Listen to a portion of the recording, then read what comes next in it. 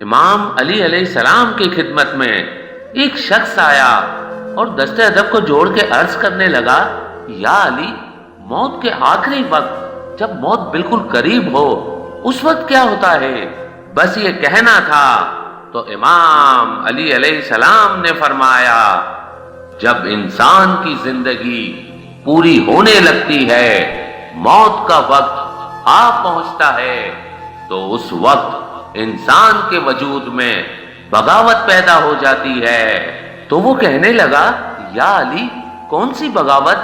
امام علی علیہ السلام نے فرمایا، جو اللہ کی نعمتیں اللہ نے انسان کو عطا کی ہے وہ سب اس کی باتیں ماننا چھوڑ دیتی ہے، اس کا جسم صرف ایک گوشت کا لوتھڑا بن جاتا ہے۔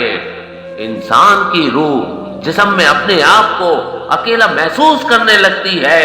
اس وقت انسان کو یہ محسوس ہوتا ہے کہ یہ میرا ہی جسم میری بات کیوں نہیں مان رہا۔ اس وقت انسان کی روح یہ کوشش کرتی ہے کہ وہ جسم کو اٹھائے، وہ جسم کو منائے، لیکن افسوس، جو اسے وقت ملا وہ پورا ہو چکا ہوتا ہے۔ ابھی انسان اس کیفیت میں حیران و پریشان ہی ہوتا ہے کہ اتنی دیر میں فرشتہ موت آ پہنچتا ہے۔ جیسے ہی انسان فرشتہ موت کو دیکھتا ہے، پھر وہ سمجھ جاتا ہے کہ اب یہ میرا جسم میری بات نہیں مانے گا۔ اس وقت انسان کے وجود سے انسان کا نقاب اتر جاتا ہے۔ تو وہ کہنے لگا، یا علی، کون سا نقاب؟ امام علی علیہ السلام نے فرمایا، اعمال کا نقاب۔ اس دنیا میں بہت سے لوگ ایسے ہوتے ہیں جو دنیا کو دکھانے کے لیے اچھے بننے کی کوشش کرتے ہیں، لیکن ان کے اندر شیطان چھپا ہوتا ہے۔ اور کچھ لوگ ایسے ہوتے ہیں جس کو دنیا برا سمجھتی ہے، لیکن وہ انسان اصل میں اللہ کا ایک نیک بندہ ہوتا ہے۔ اس وقت اگر انسان اصل میں نیک ہوتا ہے تو اس کے نیک اعمال، اس کی روح جو جسم دماغ میں گھومتی رہتی ہے، اسے کہنے لگتی ہے کہ اس فرشتے کو دیکھ کے گھبراؤ نہیں، کیونکہ اس فرشتے کو بھی اسی نے بنایا ہے جس کی عبادت تو پوری زندگی کرتا رہا۔ کہہ دو کہ تو اسی اللہ کو مانتا ہے، کہہ دو کہ تو اسی رسول پہ ایمان لاتا ہے جس پہ ایمان یہ فرشتہ بھی رکھتا ہے۔ اس وقت ایمان والا انسان یہ کہہ دیتا ہے کہ اللہ کے سوا کوئی عبادت کے قابل نہیں، اور محمد مصطفیٰ صلی اللہ علیہ وآلہ وسلم اس کے رسول ہیں۔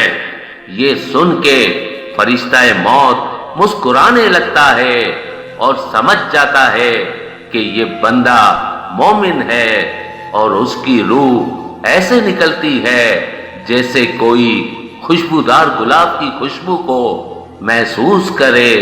لیکن اگر انسان صرف اعمال دنیا کو دکھانے کے لیے کرتا رہا اور حقیقت میں وہ انسان اللہ اور اس کے رسول پہ ایمان نہیں رکھتا تھا، تو اس وقت اس کے بد اعمال شیطان کی شکل اختیار کر لیتے ہیں اور کہنے لگتے ہیں کہ میں کامیاب ہو گیا، میں نے تمہیں گمراہ کر دیا، تو زندگی بھر میرے کہنے پہ اپنی خواہشوں کے پیچھے بھاگتا رہا۔ اب دیکھ، یہ وہی وقت ہے جس کا تم سے وعدہ کیا گیا تھا، اور میں نے بھی تیرے اللہ سے وعدہ کیا تھا کہ میں تجھے گمراہ کروں گا۔ تو وہ اتنی دیر میں گھبرا کر اپنے جسم کے مختلف حصوں کو اٹھانے کی اور بھی کوشش کرنے لگتا ہے۔ فرشتہ موت اس کی روح کی گھبراہٹ کو محسوس کر کے یہ سمجھ جاتا ہے کہ یہ بندہ اللہ کو تسلیم نہیں کرتا، انسانوں پہ ظلم کرتا آیا ہے۔ اس وقت اس کے جسم سے اس کی روح کو کھینچ کے نکالا جاتا ہے، جیسے کسی کانٹوں والے درخت میں کوئی ریشم کا کپڑا لپیٹا جائے اور اسے کھینچا جائے۔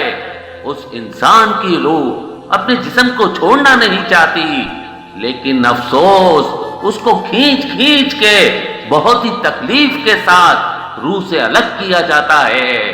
اے شخص یاد رکھنا، میں نے اللہ کے رسول سے سنا کہ دنیا کی کوئی بھی تکلیف اس تکلیف کے سامنے کچھ بھی نہیں جب انسان کی روح کو انسان کے جسم سے الگ کیا جائے۔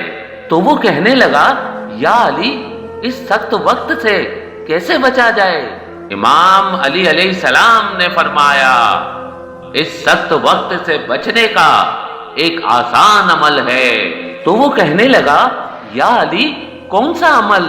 امام علی علیہ السلام نے فرمایا، اپنی نفس کو پاک رکھنے کا عمل، اپنی نفس کو گناہوں سے بچانے کا عمل، اپنے آپ کو کسی کا دل نہ دکھانے سے بچانے کا عمل۔